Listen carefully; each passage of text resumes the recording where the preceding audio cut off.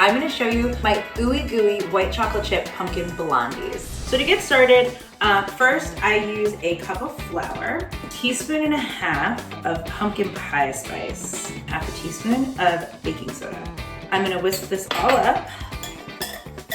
And then in this bowl, I am going to mix together my sugar and my butter. I'm gonna whisk until it becomes nice and fluffy and light.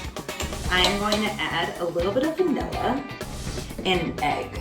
Of course, you can't make pumpkin blondies without some pumpkin.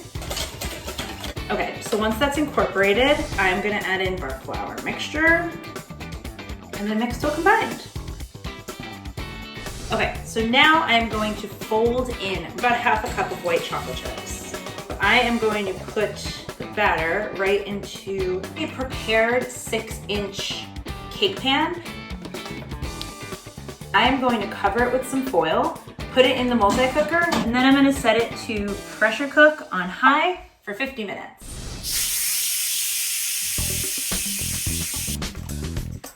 Wow, talk about ooey and gooey.